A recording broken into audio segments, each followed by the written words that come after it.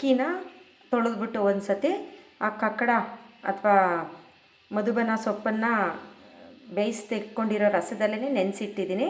ಒಂದು 2 ಗಂಟೆ ಇದನ್ನು ನೆನೆಯೋಕ್ಕಿಡಬೇಕು.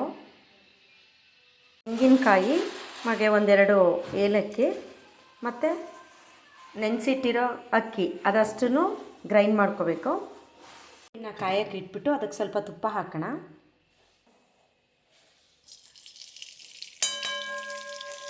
ಅಂದರೆ ಕೇಸರಿ ಬಾತೆಲ್ಲ ಮಾಡ್ತೀವಲ್ಲ ಅದೇ ಥರ ಹಾಕೋಬೇಕು.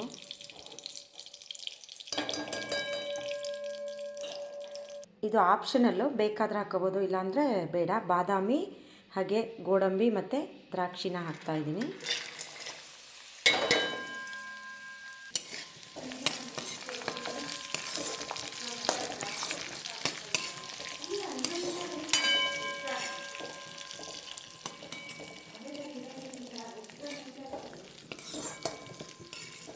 ಇವಾಗ ಇದಕ್ಕೆ ರುಬ್ಕೊಂಡಿರೋದನ್ನು ಹಾಕ್ಕೊಳ್ಳೋಣ.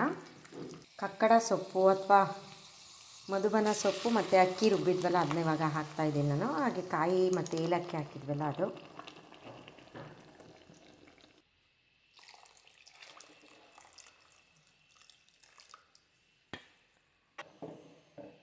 ಕ್ಲೀನಾಗಿ ಗಂಟಿಡಿದಂಗೆ ಈ ಥರ ತಿರುಗಿಸ್ಬೇಕು ತುಂಬ ಹೊತ್ತು.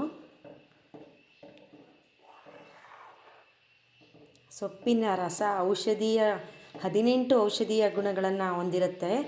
ಹಾಗಾಗಿ ವರ್ಷಕ್ಕೊಮ್ಮೆ ಇದನ್ನು ಹಬ್ಬವಾಗಿ ಆಚರಿಸಿ ತಿನ್ನೋದು ಕೊಡಗಿನ ಸಂಪ್ರದಾಯ.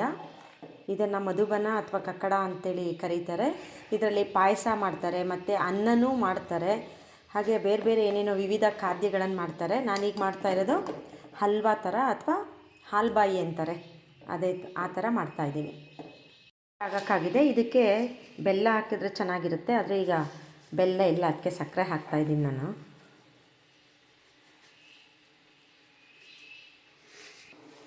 ಸಕ್ಕರೆ ಹಾಕ್ಬಿಟ್ಟು ಇವಾಗ ಕೈ ಆಡಿಸೋಣ.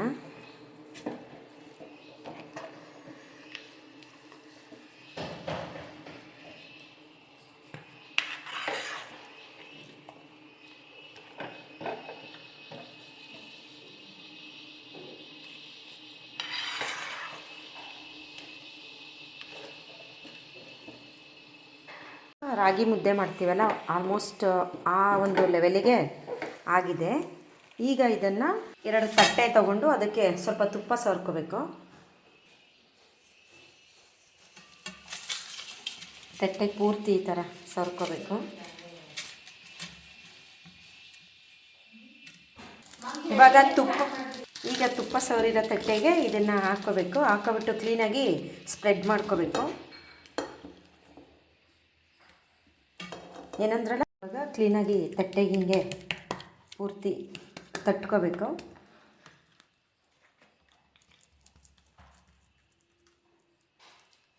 ಸ್ವಲ್ಪ ಹೊತ್ತು ಬಿಟ್ಟು ಕ್ಲೀನಾಗಿ ಪೀಸ್ ಮಾಡ್ಕೋಬೇಕು. ನಮಗೆ ಯಾವ ಶೇಪ್ ಬೇಕು ಆ ಶೇಪಲ್ಲಿ.